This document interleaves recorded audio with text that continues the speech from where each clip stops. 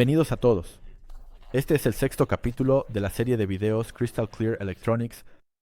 Te vamos a introducir al mundo de las fuentes de alimentación lineales y diodos en 5 videos más cortos. El capítulo fue escrito por Bala Sanka y revisado por Shergeli Lagler y Gabor Proxa. Nuestro presentador hoy es Ambrush Selay. Bienvenidos. Por favor, preséntate. Gracias por la introducción. Fui profesor e investigador en la Universidad de Tecnología de Budapest durante unos 15 años en el campo de la ingeniería mecánica, incluyendo la mecánica newtoniana. Actualmente, trabajo en la Universidad Széchenyi István en Győr, donde soy responsable del desarrollo de vehículos. Esto significa básicamente verificar las propiedades de los vehículos mediante simulación, y en la mayoría de los casos, aún en la etapa de diseño. ¿En la fase de planificación lo hacen en la mayoría de los casos?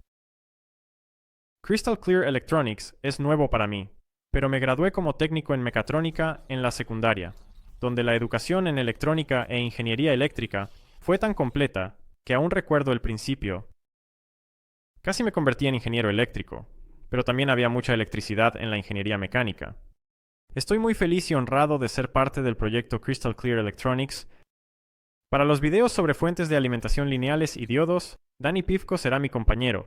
Por favor, di unas palabras sobre ti. Muchas gracias. Actualmente soy estudiante de cuarto año en la Universidad de Tecnología y Economía de Budapest, que mencionaste antes. Vamos a empezar y ver qué hace una fuente de alimentación. Está bien, gracias. Primero, enfoquémonos en alimentar nuestros dispositivos eléctricos.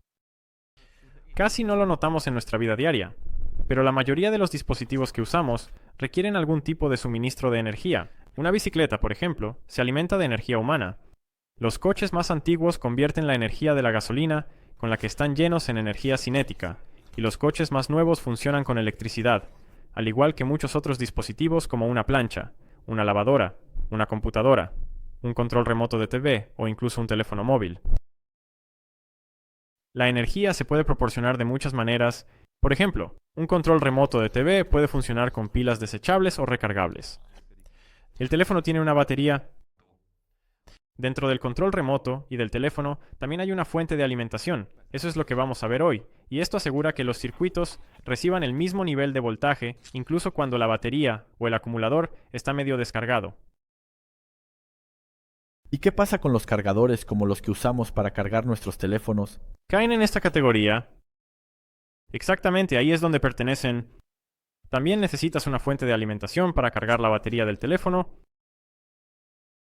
Pero hay muchas fuentes de energía diferentes. Puedes cargar tu teléfono desde una toma de corriente de 230 W, AC, desde un puerto USB de 5 W, en tu computadora, desde un encendedor de 12 W, DC, en tu coche, o incluso desde un panel solar. El teléfono no está diseñado para cargarse desde tantos tipos de entradas diferentes. Es la fuente de alimentación la que se encarga de proporcionar el voltaje necesario para cargar en una situación determinada.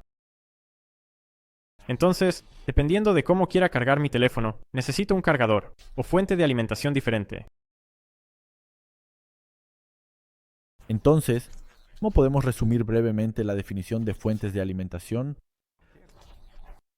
Gracias por tu pregunta. Una fuente de alimentación, conocida como suministro, es un dispositivo que convierte la energía eléctrica de una entrada en una salida, que es adecuada para el dispositivo al que quieres conectarla.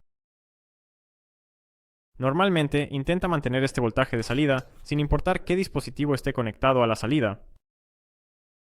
Entonces, las fuentes de alimentación nos permiten alimentar nuestros dispositivos desde varias fuentes diferentes. Por ejemplo, una fuente de alimentación puede tener una entrada de 230 V AC, mientras que su salida es de 5 V DC. Exactamente. Y hemos preparado una pequeña demostración. Dani, por favor, muéstranos nuestra herramienta.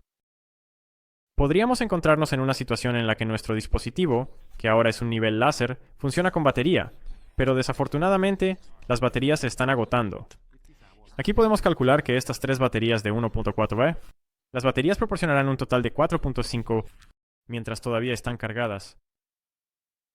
Más tarde, esto se puede reducir a tan solo 3 UV, así que a partir de esto, podemos deducir que si tomamos esta fuente de alimentación que ves en el material escrito, y ajustamos su voltaje de salida entre 4 y 4.5 pi, y la conectas a tu dispositivo de nivelación láser, funcionará perfectamente y habrás solucionado el problema al obtener los 4 voltios de la fuente de alimentación en lugar de las baterías. O 4 o 5. No se trata de elementos, sino nos aseguraremos de la seguridad del... Y este ejemplo demuestra muy bien que tomaste la entrada de la fuente de alimentación de 230 voltios, ¿verdad? Así que conectaste un extremo a la toma de corriente y el otro extremo está conectado a nuestro dispositivo de nivelación láser. Has visto que para cada dispositivo debes seleccionar la fuente de alimentación adecuada según su diseño interno. Para esto, también tenemos que conocer las propiedades de las fuentes de alimentación, no solo las propiedades del dispositivo. Exactamente. Entonces, a partir de lo que hemos visto hasta ahora, la fuente de alimentación tiene una entrada, 230 voltios en nuestro caso, que recibe la energía y tiene una salida, 4.5 voltios aquí, que transmite esta energía eléctrica al dispositivo conectado a ella. La salida de la fuente de alimentación es, por supuesto, la entrada para el dispositivo conectado a la fuente de alimentación. Sabiendo la definición de las fuentes de alimentación, ¿podemos hablar de sus propiedades importantes? Sí. Veamos cuáles son las características más importantes de las fuentes de alimentación. Las principales propiedades de la fuente de alimentación son los parámetros de su salida y entrada, así como la eficiencia. De estas tres cosas, la salida es probablemente la más interesante al principio, ya que es la entrada para el dispositivo conectado a la fuente de alimentación. También es emocionante que la fuente de alimentación intente mantener el voltaje de salida sin importar el dispositivo conectado a ella. Sí. Empecemos con la salida de la fuente de alimentación. Aquí probaremos algunos circuitos en funcionamiento, como puedes ver aquí en la placa de pruebas. Y no te asustes al principio, lo construiremos en pasos sencillos, y explicaremos paso a paso por qué todas estas partes están aquí y para qué sirven. La mayoría de las fuentes de alimentación producen un voltaje específico, pero hay fuentes de alimentación cuyo voltaje de salida se puede ajustar a diferentes niveles. Estas son las fuentes de alimentación de laboratorio típicas, puedes ver 2 de ellas aquí, o la que acabamos de ver. Aquí solo te mostraremos un par de cosas. Esta es una fuente de alimentación de doble canal, lo que significa que hay 2 salidas, y puedo ajustar el voltaje y el límite de corriente en las 2 salidas de manera independiente. De manera similar, la mayoría de las fuentes de alimentación pueden controlar su voltaje de salida. Esto significa que, gracias al control, el nivel de voltaje de salida de la fuente será constante, sin importar cómo cambie la corriente en su salida. Tomemos como ejemplo el encendedor de cigarrillos del coche, que produce 5V, a partir de un voltaje de 12 V, como puedes ver en el diagrama. El nivel de voltaje se mantiene en 5V, incluso si nuestro teléfono no está conectado. En este caso, no hay consumo de corriente, así que la corriente de salida de la fuente de alimentación es 0A, y el nivel de voltaje de la salida también es 5V. Si cargamos nuestro teléfono, que consume 1A de corriente, por ejemplo. Entiendo que regular el voltaje de salida significa que el voltaje de salida se mantiene constante sin importar la carga, pero sería interesante ver qué pasa cuando la salida no está controlada. Sería muy emocionante, y también es nuestro primer paso en el proyecto. Es mejor ver cómo funciona un simple divisor de resistencias, también conocido como divisor de voltaje. Como su nombre indica, el dispositivo está diseñado para entregar solo una cierta fracción del voltaje de entrada a la salida.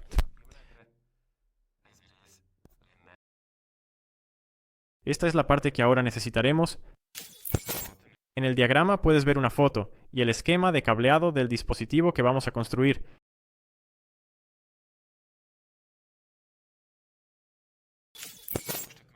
Así que ahora midamos el voltaje en la salida del divisor de resistencias, es decir, entre los 2 terminales de la resistencia de 680 ohmios. Recuerda lo que hemos aprendido sobre la medición de voltaje en los capítulos anteriores. Si hemos trabajado bien, teóricamente deberíamos medir un voltaje de alrededor de 4.8 voltios. También midamos la corriente que fluye a través de las resistencias. Esto debería ser alrededor de 7.1. Mamá, ¿cómo calculamos esto? ¿Podemos resumir para los espectadores? Sí. Calculamos todo usando la ley de Ohm. Puedes ver en la fórmula que la corriente se calcula dividiendo el voltaje de entrada por la suma total de las dos resistencias, R1 más R2, así que 12 ohms dividido por 1 coil, más 680 ohmios para un total de 1680 ohmios. Esto da 7,14 miliamperios. Este es un valor teórico, que es la corriente que fluirá a través de ambas resistencias. El voltaje a través de la resistencia R2 bien se puede calcular usando la ley de Ohm. Sabiendo la corriente, podemos determinar que el voltaje de salida, la corriente que fluye a través de ambas resistencias, multiplicada por el valor de resistencia de R2, que es 7,14 miliamperios. Así que, justo lo que obtuvimos, multiplicado por 680 ohmios, el valor de la resistencia de salida, obtenemos 4,86 voltios. Es el voltaje que aparecerá en la salida. Así que, con un voltaje de entrada de 12 voltios, el circuito debería producir 4,86 voltios. ¿Por qué obtenemos un número tan extraño? Muy buena y muy importante pregunta. Nuestro verdadero objetivo era producir alrededor de 5 voltios, pero no estamos del todo ahí. Pero es importante saber que no podemos comprar resistencias de cualquier valor que hubiéramos necesitado. Los ajustes se necesitan. Los fabricantes de resistencias no podrían producir una variedad infinita de valores, así que principalmente fabrican valores que puedes combinar fácilmente para obtener el valor deseado, de los cuales aún puedes determinar fácilmente el valor más deseado, La mayoría de los fabricantes utilizan esta llamada serie E12. Esto significa que hay 12 valores entre 1 y 10. Valores típicos de resistencias entre 1 y 10 ohmios son 1, 1.2, 1.5, 1.8, 2.2, 2.7, 3.3, 3.9, 4.7, 5.6. Diastole 21, 51, 82, 22, 73, 33, 94, 75.6, 6.8, 28 y 82 ohmios. 8.2 ohmios. Y luego puedes multiplicar estos por diferentes potencias de 10, así que puedes comprar resistencias de 68 y 82 ohmios, por ejemplo, o resistencias de 680 y 820 kiloohmios. Y si tuviéramos la paciencia, podríamos combinar estas resistencias para que la salida de nuestra fuente de alimentación genere exactamente 5 voltios.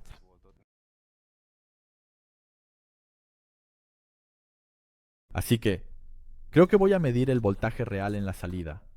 En este caso, lo estoy midiendo en 4.93 voltios.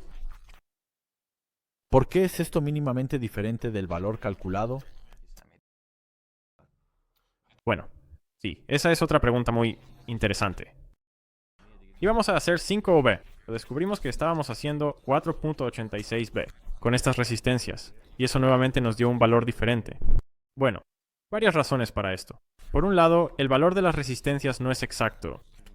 Su valor real suele estar dentro de más o menos un 5% de su valor nominal.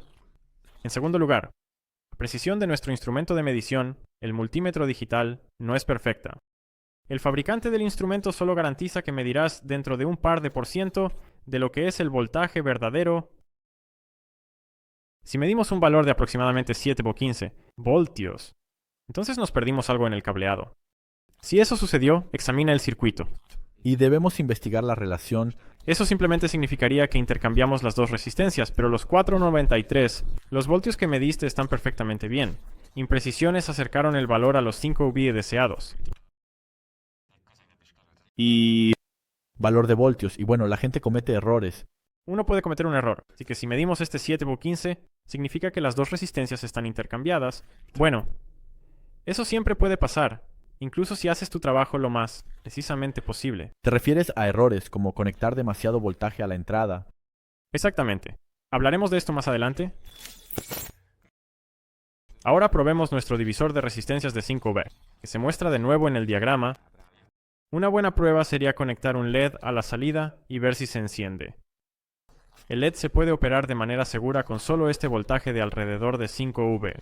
Pero conectando una resistencia de 330 Ω en serie con él, ¿tenemos un ataque final? Sí. Veamos qué pasa. Ahora conectaré esta resistencia y el LED a la salida. Simplemente la resistencia de 330 ohmios y el LED en la salida